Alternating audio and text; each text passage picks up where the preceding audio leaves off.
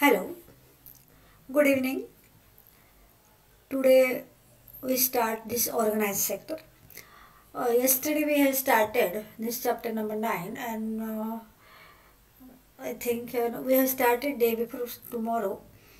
And yesterday we have seen that organized sector, unorganized sector, and what is the structure of money market.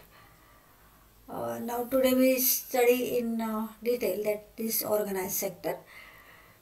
In organized sector, already we have studied. It includes Reserve Bank of India, commercial banks, cooperative banks, regulated financial intermediaries, etc.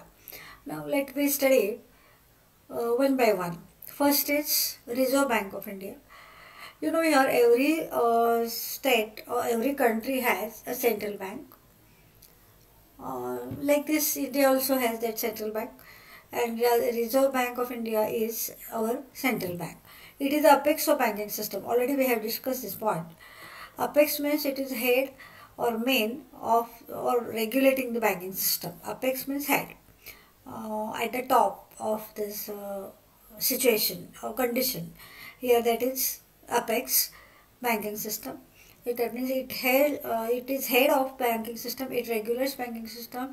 It constructs that rules and regulations, and all banking sector here it is following the rules of and regulations which are given by this Reserve Bank of India, or which are imposed by this Reserve Bank of India. तर आपण काल थोडंसं introduction केलं होतं chapter number 9चं. त्याच्यामध्ये आपण इंडियनचं मनी मार्केटचं काय स्ट्रक्चर आहे, ऑर्गनाइज आणि अनऑर्गनाइज, हे आपण थोडंसं काल पाहिलं होतं. आणि आज आपण त्याचं डिटेलमध्ये स्टडी करणार आहोत. तर या ऑर्गनाइज सेक्टरमध्ये Reserve bank of India, commercial bank, cooperative banks and regulated financial intermediaries इथं आहेत. आणि त्याच्यामध्ये पहिलं जे आहे ते रिझर्व्ह बँक ऑफ इंडिया आहे. रिझर्व्ह बँक ऑफ इंडिया म्हणजे काय, त्याची डेफिनेशन काय, त्याची हिस्ट्री काय, त्याचे फंक्शन्स काय, हे सगळं आपण ह्याच्यामध्ये या पॉईंटमध्ये स्टडी करणार आहोत. Reserve bank system of India हे बँकिंग रेग्युलेशन करतं, आणि पूर्ण बँकिंग सिस्टम जे आहे इंडियाचं त्याचं हेड आहे. हे अपेक्षाच्या अर्थ ॲट हायेस्ट पोझिशन असं आपण म्हणू शकतो. So it regulates money market in the country. आता याची हिस्ट्री काय आहे, what is how it came into existence. The recommendations of Hilton Young commission means that Hilton, that is British officer, he has recommended for this independent after the independence, he has suggested here that you just establish a bank which controls the banking system of India. And here that at first here that RBI Act of 1934 provides statutory basis for the functions of bank. And then here it is started in 1935. At first here recommendation is made by Hilton Young Commission. Then Act is passed, and then in 1935 it came into existence, and it is nationalized on 4th January 1949. That means after independence. This is the history of this RBI. In parliament here that particular हे that काय आपण असं म्हणतो ते ठराव pass केलेला आहे, proposal केलं गेलं, आणि मग त्याच्यानंतर ते पास केलं गेलं, आणि तो ठराव पास झाला, आणि मग RBI हे अस्तित्वामध्ये आलं. सो यार what is the definition. Central bank is one which constitutes the apex of monetary and banking structure of the country. आपण ऑलरेडी डिस्कस केलं होतं तेच, की सेंट्रल बँक ही अशी इन्स्टिट्यूट आहे की जी पूर्ण बँकिंग सिस्टम किंवा मॉनिटरी सिस्टम जे आहे त्याची हेड आहे, आणि ते सगळं मॉनिटरी आणि बँकिंग स्ट्रक्चर जे कंट्रीचं आहे ते कंट्रोल करतं, रेग्युलेट करतं. तर so that is central bank. अजून एक डेफिनेशन दिली त्याने. ॲक्च्युली ह्या सेंट्रल बँकेची डेफिनेशन करताना त्यांनी सेंट्रल बँक जे फंक्शन्स परफॉर्म करतं त्याच्या आधारे त्यांनी ते डेफिनेशन्स केलेले आहेत. Today we study the functions of central bank. तर आता बघा काय काय फंक्शन्स आहेत सेंट्रल बँक ऑफ इंडियाचे, रिझर्व्ह बँक ऑफ इंडियाचे. रिझर्व्ह बँक ऑफ इंडिया ही इंडियाची सेंट्रल बँक आहे, आणि तिचे फंक्शन्स हे खूप इम्पॉर्टंट आहेत. आणि तिचे फंक्शन्स मुळंच इथं सगळी बँकेची सिस्टम किंवा सगळी मनी मार्केट जे आहे किंवा बँकिंग सिस्टम जे आहे ते इथं रेग्युलेट होतं, त्यामुळे ह्याला खूप हे खूप सिग्निफिकंट आहे. So first is issue of currency notes. Here we are using here currency notes from rupees 10 to 1000, 2000. Now here that is cancelled. So all currency notes that we are using here, they are issued by central bank or issued by Reserve Bank of India. No commercial bank or any type of bank or any other institution has a right to issue these currency notes. This monopoly goes to only Reserve Bank of India. आपण व्यवहारामध्ये ज्या currency notes आपण use करतो त्या currency notes कोण print करतं तर reserve bank of India हे प्रिंट करतं. त्याचा अधिकार फक्त त्या बँकेलाच आहे. कुठलीही बँक कुठलीही इन्स्टिट्यूशन करन्सी नोट्स प्रिंट करू शकत नाही किंवा इश्यू करू शकत नाही. So while issuing this currency notes RBI has to keep reserves. RBI has to keep reserves of 200 crores, out of which 115 it is in gold and remaining 85 crores here it should be in foreign currency or government securities. And on the basis of that, that currency notes are issued. आता currency notes issue करताना भराभरा तिथं paper print करून लगेच सोसायटीमध्ये इंडियामध्ये आणायचं नाही किंवा मार्केटमध्ये आणत नाहीत. त्याच्यासाठी जेवढं तुम्ही नोट इश्यू करता तेवढं किमतीचं तुमच्याकडं तिथं रिझर्व्ह बँकेमध्ये ते स्टॉक पाहिजे. कशाचा? 200 करोड्सचा. त्याच्यापैकी 115 करोड्सचं गोल्ड पाहिजे तुमच्याकडं आणि 85 करोड्सचं अदर फॉरेन एक्सचेंज किंवा गव्हर्मेंट सिक्युरिटी पाहिजे, तरच तुम्हाला ते करन्सी नोट इश्यू करता येतं. आता त्याने असं लिहिलं की 1 रुपयाची नोट आपण इश्यू करत नाही, फक्त 1 रुपयाची नोट सोडून बाकीच्या सगळ्या नोट्स हे reserve bank of India issue करतं असं पूर्वी म्हटलं जायचं. पण आता 1 रुपयाचं नोटच कोण यूज करत नाही. तर हे जे काय आहे कॉइन्स असू दे पेपर करन्सी असू दे हे सगळं इश्यू करायचं राईट हे रिझर्व्ह बँक ऑफ इंडियाला असतं आणि त्याच्यासाठी त्याचे फिनान्शियल ॲडवायझर्स असतात, इकॉनॉमिस्ट असतात. तुम्ही किती स्टॉक ठेवू शकता त्याच्यावर ते अवलंबून असतात. So this is the first function. Second is it acts as banker agent and adviser to government. हे पण खूप मोठं आणि महत्त्वाचं हे फंक्शन आहे.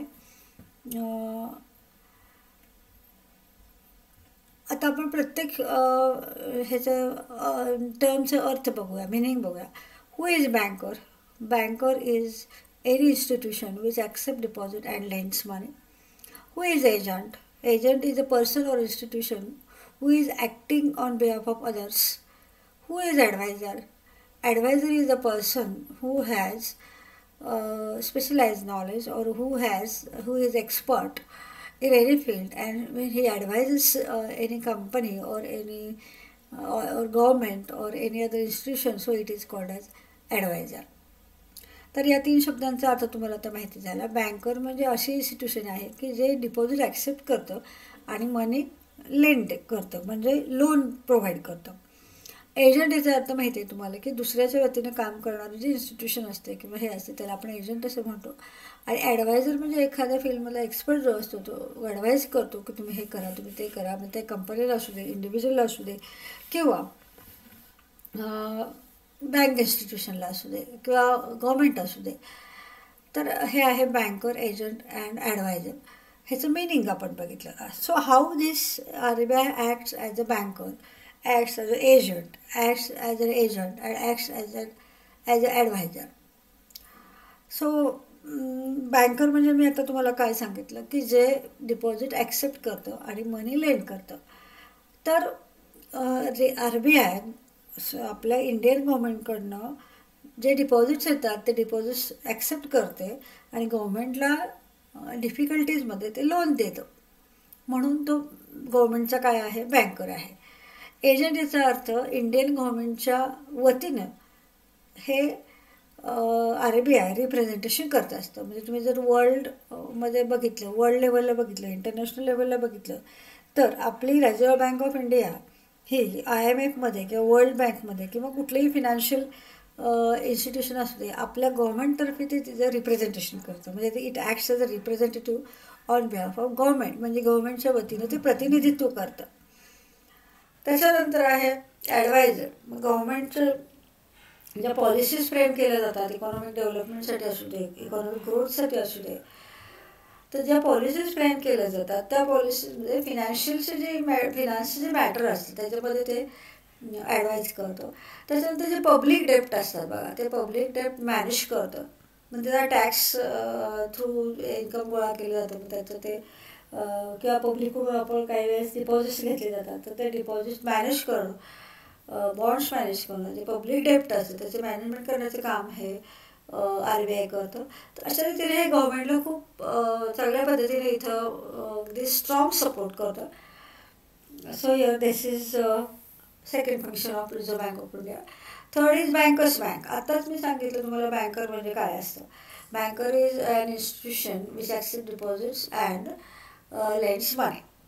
आता आपण कमर्शियल बँकेचे कस्टमर्स असतो आणि कमर्शियल बँक्स ह्या सेंट्रल बँकेच्या कस्टमर्स असतात. आपण जसं ओपन करतो अकाउंट कुठल्याही कमर्शियल बँकेमध्ये, तर तसंच कमर्शियल बँक ह्या सेंट्रल बँकमध्ये अकाउंट ओपन करतात. त्यांचे सगळ्यांचे अकाउंट सेंट्रल बँकेकडे असतात. आपण कसे लोन घेतो कमर्शियल बँकेकडे. समजा तुझा बिझनेस असेल, तुम्हाला 10 लाख रुपये लोन पाहिजे, तुम्ही काय करता, कमर्शियल बँकेत प्रकरण करता आणि असं म्हणलं जातं, ही एक फ्रेज आहे त्याच्यामध्ये.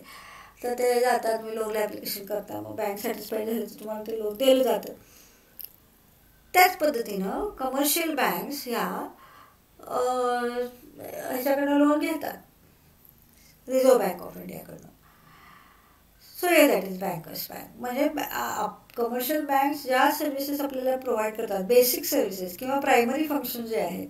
आता तुम्ही OC मध्ये शिकलेले आहात, what are the primary functions of commercial bank. आपल्या सुद्धा सिलेबसचा नेक्स्ट पॉईंट तो आहेच. तर इथं जसं कमर्शियल बँकचे जे प्रायमरी फंक्शन्स आहेत, वेगवेगळ्या प्रकारचे डिपॉझिट ॲक्सेप्ट करायचे आणि परत वेगवेगळ्या प्रकारचे लोन द्यायचे, तर असे काही वेगळ्या प्रकारचे डिपॉझिट इथं नसतात. पण जे काही बँकिंग सर्व्हिस जे देते कमर्शियल बँक आपल्याला, त्याच्यापैकी बऱ्याचशा सर्व्हिसेस ही RBI त्यांच्या कमर्शियल बँक्सना देते. मग त्याच्यामध्ये लेंडर ऑफ लास्ट रिसॉर्ट आहे, परत CRR आहे, क्रेडिट कंट्रोल करतो, असं बऱ्याचशा सर्व्हिसेस आहेत. पण at this moment you have to keep in mind commercial banks can deposit money in Reserve Bank of India, so it acts as a banker. That means here it accepts the deposits from commercial bank and it lends money here to commercial bank. And in case of this difficult times, so it also advises to that commercial banks. तर अशा पद्धतीनं इथं banker म्हणून काम केलं जातं. And it provides financial assistance to banks. म्हणजे कधी जेव्हा नीड येते तेव्हा काय होतं, हे फायनान्शियल असिस्टन्स केलं जातं. म्हणजे आता बघा, आपल्याकडे आपले पेरेंट्स आपल्याला फायनान्शियल असिस्टन्स करतात, तसंच इथं it acts as a parent of all this commercial banks. तर ते आहे केअरटेकर पण आहे. तो केअरटेकरचा पॉईंट पुढचा आहे custodian of foreign exchange reserve. हे पुढचं फंक्शन आहे बघा. Custodian of foreign exchange reserve अर्थ काय होतो, आपण जेव्हा इंटरनॅशनल ट्रेड करतो त्यावेळेस आपल्याला फॉरेन एक्सचेंज मिळतं आणि त्याच्यापासून रिझर्व्ह तयार केले जातात. आणि ते रिझर्व्ह इकॉनॉमिक डेव्हलपमेंटसाठी, इकॉनॉमिक ग्रोथसाठी किंवा इकॉनॉमीसाठी वापरले जातात. So it is caretaker of foreign exchange reserve. म्हणजे हे जे फॉरेन एक्सचेंज रिझर्व्ह जे तयार केले जातात, इंटरनॅशनल ट्रेडपासून आपल्याला जे फॉरेन एक्सचेंज मिळतं त्याचे रिझर्व्ह तयार केले जातात, तर त्याचं केअर करण्याचं काम किंवा त्याचं काळजी घेण्याचं काम हे रिझर्व्ह बँक ऑफ इंडिया करतं. कस्टोडियन याचा अर्थ caretaker. So it is custodian of foreign exchange reserve. त्याच्यानंतर आहे बघा कंट्रोलर ऑफ क्रेडिट. आता कंट्रोलर ऑफ क्रेडिट याचा अर्थ काय होतो, हे खूप व्हेरी इम्पॉर्टंट फंक्शन आहे. सो हे कमर्शियल सेंट्रल बँकेचं व्हेरी इम्पॉर्टंट फंक्शन आहे, that is controller of credit. आता क्रेडिट क्रिएशन कोण करतं, तर कमर्शियल बँक्स करतात आणि त्याचं कंट्रोल कोण करतं, तर सेंट्रल बँक करते. आता बघा कसं, what is mean by credit creation. Credit creation is nothing but the lending function of the commercial banks. That means commercial banks create credit. Create credit म्हणजे काय करतं, कमर्शियल बँक्स कशासाठी मुद्दाम हे एस्टॅब्लिश झालेलं असतं, त्यांचं मेन एम काय असतं, तर कमर्शियल बँक्सचं मेन एम असतं टू अर्न प्रॉफिट, म्हणजे प्रॉफिट अर्न करणं हे त्यांचं मेन एम असतं. तर इथं ते काय करतात, डिपॉझिट ॲक्सेप्ट करतात आणि मनी लेंड करतात, हे त्यांचं प्रायमरी फंक्शन असतं कमर्शियल बँकेचं. आणि त्याच्यामध्ये डिपॉझिट ॲक्सेप्ट करतात आणि वेगवेगळ्या प्रकारची लोन्स क्रिएट करतात आणि कस्टमरला अट्रॅक्ट करतात. आणि डिपॉझिटवर दिला जाणारा रेट हा कमी असतो आणि लोनवर घेतला जाणारा रेट हा हायेस्ट असतो. आणि त्याच्यामधला जो डिफरन्स असतो तो कमर्शियल बँकचा प्रॉफिट असतो. For example, if any commercial bank gives 10% rate, for example 7 to 8% rate on deposits, on fixed deposit, that means it has highest rate of interest. Here there are different types of deposits: fixed, recurring, saving and current.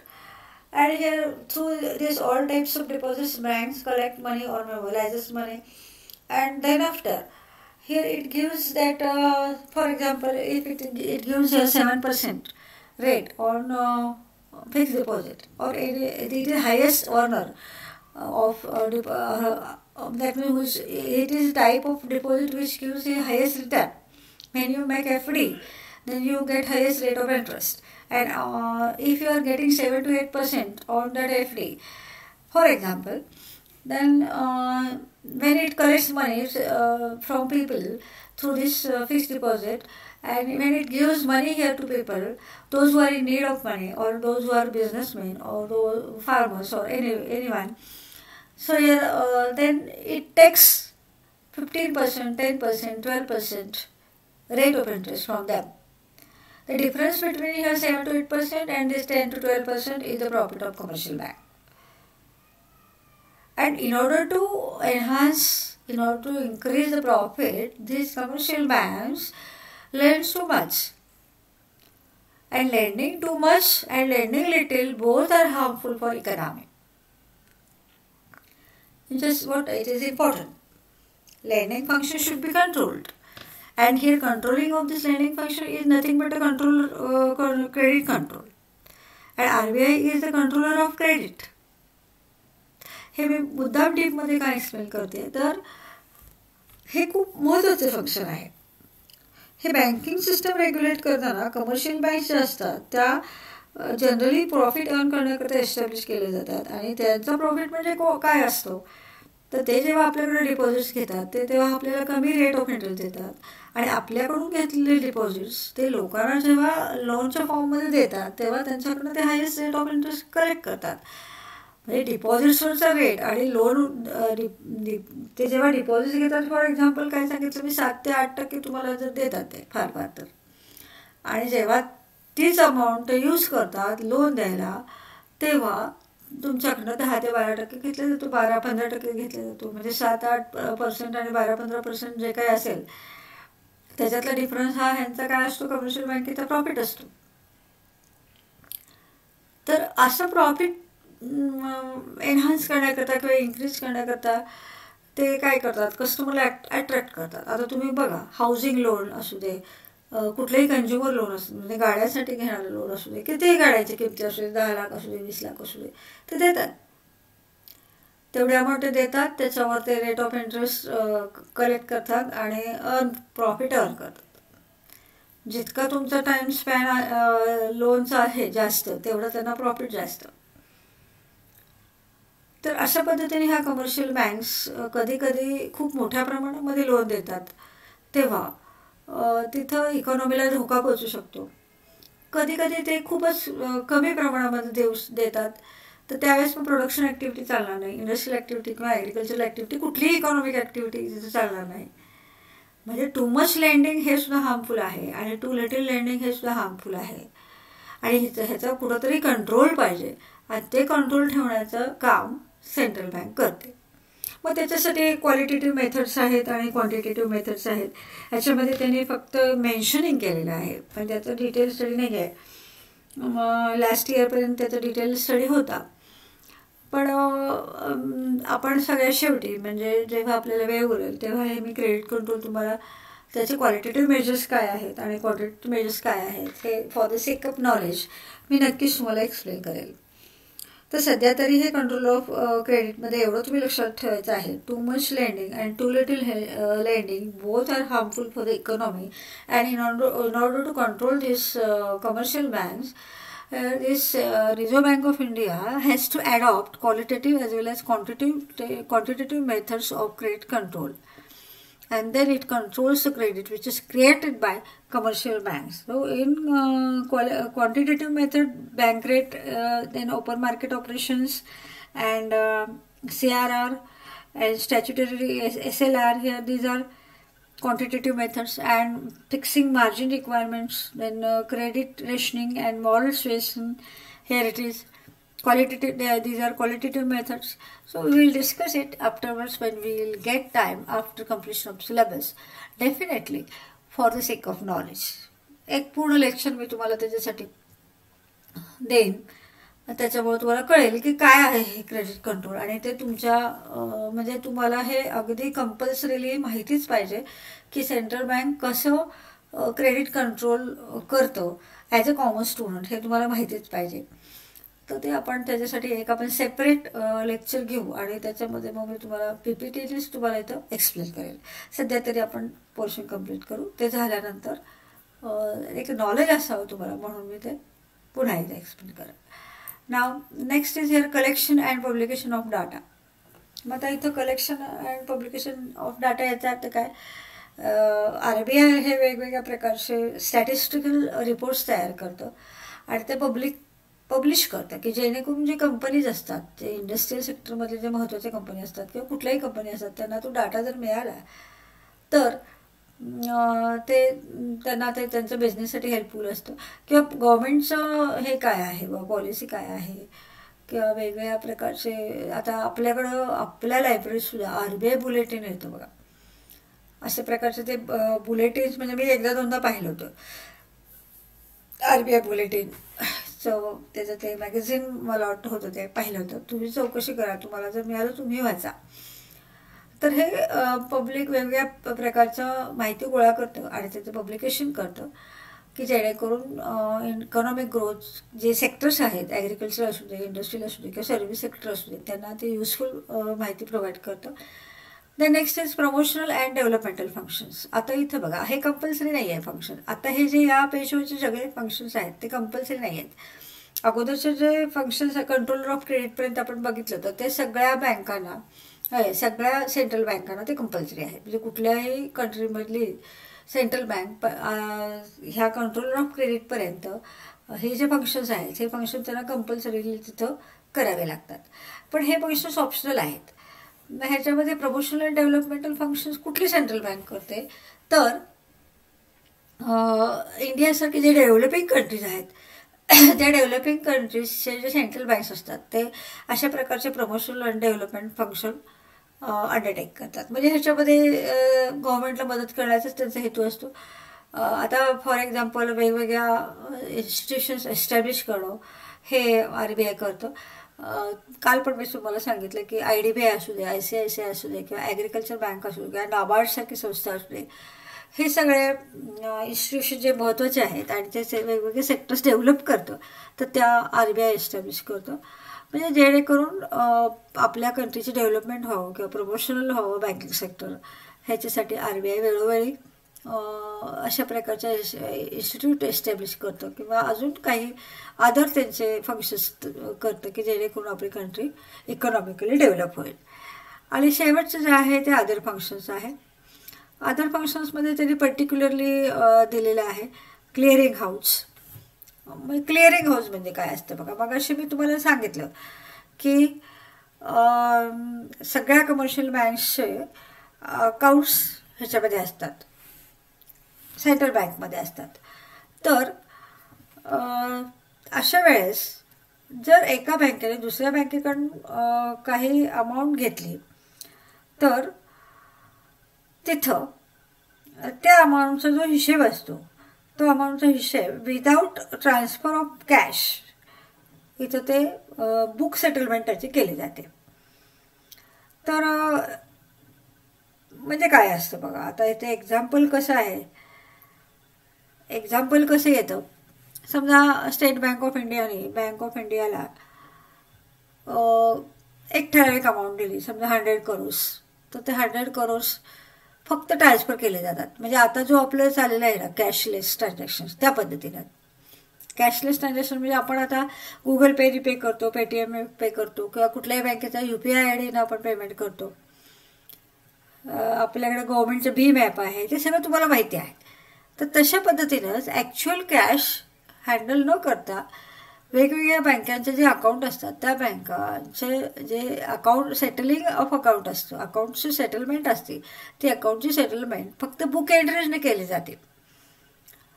त्याच्यामध्ये एका ठिकाणून दुसऱ्या ठिकाणी cash transfer केली जात नाही. म्हणजे state बँकेने जर बँक ऑफ इंडियाला लोन दिलेलं असेल तर ते पर्टिक्युलरली त्या बँकांना डेबिट आणि क्रेडिट केलं जातं. जसं आपल्याला आता आपण ते पद्धत यूज करतो आहोत तसं त्या पद्धतीनं, त्याला आपण क्लिअरिंग हाऊस म्हणतो. त्याच्यानंतर लेंडर ऑफ लास्ट रिसॉर्ट. आता लेंडर ऑफ लास्ट रिसॉर्ट म्हणजे हा एक फायनल आपल्याला सपोर्टचा ऑप्शन असतो बघा, त्याला लेंडर ऑफ लास्ट रिसॉर्ट म्हणतात. समजा आता एखादी बँक असेल आणि तिला जर फिनान्शियल डिफिकल्टी आल्या तर तिने दुसऱ्या बँकेकडे मागितलं लोन, त्याच्याकडे नसेल, तर 2-3 ठिकाणी प्रयत्न करून पहिला नसेल, कुठूनच त्या बँकेला जर काही सपोर्ट मिळाला नाही, फिनान्शियल सपोर्ट लोन फॉर्ममध्ये का असे ना, तर शेवटचा पर्याय काय असतो किंवा शेवटचं एक ऑप्शन काय असतो सपोर्टचा, तर तो RBI असतो. म्हणजे कुठंच काहीच झालेलं आहे ॲडजस्टमेंट तर ती बँक RBIकडे जाते. ते RBI as a parental role त्याच्या लक्षात घेता त्याला ते फिनान्शियल डिफिकल्टीमधनं आपल्याला ती वाचवू शकते. म्हणजे आता अगदी घरातलंच उदाहरण घ्यायचं झालं तर बघा, आता तुम्हाला जर काय अडचण आली तर तुम्ही अगोदर भावाला बघणार, बहिणीला बघणार, तुमचं काय डिफिकल्टी असेल तुम्ही खालच्या खाली भाऊ बहिणीमध्ये फ्रेंड्समध्ये ॲडजस्ट करता, आणि काहीच नाही जमलं तर मग शेवटी तुम्ही तुमच्या पेरेंट्सकडे मागता. तसा हा पेरेंटल रोल आहे ते सेंट्रल बँक इथं प्ले करतो. So this is lender of last resort. ते लिक्विडिटी बँक. आता लिक्विडिटी म्हणजे काय असतं बघा, liquidity is a measure of cash and other assets. Banks are available to quickly pay bills and meet short-term business and financial obligations. तर याच्यामध्ये liquidity याचा अर्थ असा होतो की तुम्हाला म्हणजे लिक्विड असेट म्हणजे काय आपण शिकलेलो आहोत. लिक्विड असेट याचा अर्थ काय होतो बघा, असेच can be turn into cash immediately, त्याला आपण काय म्हणतो, लिक्विड असेट म्हणतो. म्हणजे ह्याच्यामध्ये तुमच्याकडे केव्हाही कॅश उभं राहू शकण्याची जी कंडिशन किंवा सिच्युएशन असते, आणि शॉर्ट टर्म जर तुम्हाला काही ऑब्लिगेशन्स असतील, फायनान्शियल ऑब्लिगेशन्स, तर पे करण्याचं लिक्विडिटी हे प्रोव्हाइड करतं. म्हणजे काही बिल असतील, समजा डिस्काउंटिंग ऑफ बिल आपण बघितलं, आपण डिस्काउंट बिल कुठं करतो, कमर्शियल बँकला. कमर्शियलचं रिडिस्काउंटिंग कुठं करतं, रिझर्व्ह बँक ऑफ इंडियाला. हे जे डिस्काउंटिंग ऑफ बिल असू दे किंवा बिल ट्रेड बिल, ह्याचं हे थोडक्यामध्ये आपण असं म्हणू शकतो की तरलता हा त्याचा असं मराठी अर्थ आहे. तर हे कॅश तुम्हाला प्रोव्हाइड करू शकतं. तुमचे जर तसे लिक्विड असेट्स असतील त्या लिक्विड असेट्सचं कन्व्हर्जन तुम्हाला कॅशमध्ये करून देतं, की जेणेकरून तुम्ही तुमच्या डिपॉझिट्सचा आणि लेंडिंगचा जो बिझनेस आहे बँकाचा तो ते चालू ठेवू शकतात. तर अशा पद्धतीनं आपण इथं वेगवेगळे commercial bank, reserve bank of इंडियाचे फंक्शन्स पाहिले. Today we stop here. Thank you very much.